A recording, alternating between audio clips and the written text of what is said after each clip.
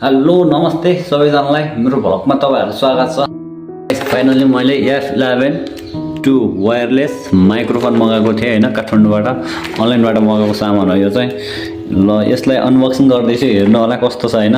यो एकदम राम्रो छ, मैले अनलाइनमा देखेको एकदम राम्रो छ भन्ने सुनेको, त्यसपछि मलाई नि ट्रहर लाग्यो, मैले नि मगाइहाले के। F11 2 वायरलेस माइक्रोफोन भन्ने वाला हो यो। मलाई चाहिँ एकदम मन परेर अनलाइन भरि नै थियो, त्यही भएर मन परेर लिएको हो मैले यो। कस्तो छ मैले नि देखेको छैन, भर्खरै आएको, भर्खरै खोल्दैछु हैन। हेर कस्तो छ। मैले यो सबै अनलाइनमा भ्लग बनाउने मान्छेहरूले युज गरेको देखिरहेको थिएँ, मलाई नि बहुत रहर लाग्यो अनि मैले नि मगाएँ के। त्यो हिजो मगाएको आज आइपुग्यो। किनभने हेर्दाखेरि लुक्स चाहिँ यस्तो छ है, हेर्न सक्नुहुन्छ। यहाँ मैले खोल्नै सकिनँ, अब कैँचीले काटेर आउँछु है एकछिन रोक्नु ल।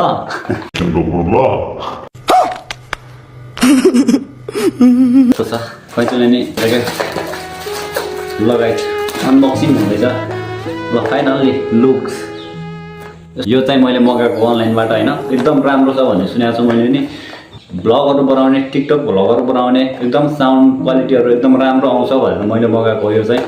खोल्न गइरहेको छु, हेर्न सक्नुहुन्छ। फाइनल्ली लुक्स यस्तो छ है। ल गाइस यसमा चाहिँ एउटा यो हुँदो रहेछ, यो हेर्न सक्नुहुन्छ। अब यो दुईवटा छ अनि यो पनि दुईवटा छ, यो पनि दुईवटा छ, त्यसपछि एउटा यो छ।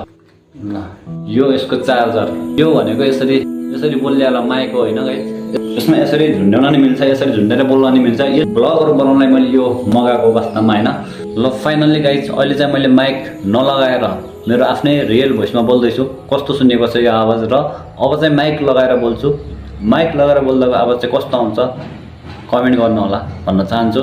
फाइनल्ली गाइज मैले सबै कुराहरू फिट गरेर रेडी बनाइसकेको छु माइक। अहिले चाहिँ एकदम मैले नर्मल आवाजबाट बोलिरहेको छु। कस्तो आवाज सुनिरहेको छ, यसमा 3वटा स्टेप रहेको छ, त्यो हेर्न सक्नुहुन्छ। यहाँनिर छ बटनहरू।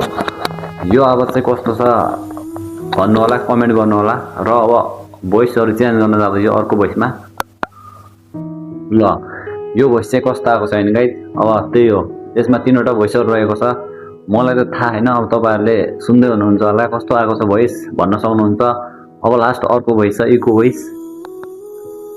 ल अहिले चाहिँ मैले फाइनल्ली इको भोइसमा बोलिरहेको छु। ब्याकग्राउन्डहरु कस्तो आइरहेको छ, आवाजहरु कस्तो सुनेको छ, को रियाक्सन कमेन्ट गर्नु होला भन्न चाहन्छु। तपाईले माया गरिदिनु होला मेरो भ्लगलाई। अहिले चाहिँ मैले यही माइकबाट बोलिरहेको छु हैन। भोइसहरु कस्तो सुनेको छ तपाईले लाइक कमेन्ट शेयर गरिदिनु होला। मलाई जीवन साई भनेर चिन्नु हुने सबैले मलाई सपोर्ट गरिदिनु होला भन्न चाहन्छु। हस् त नमस्ते।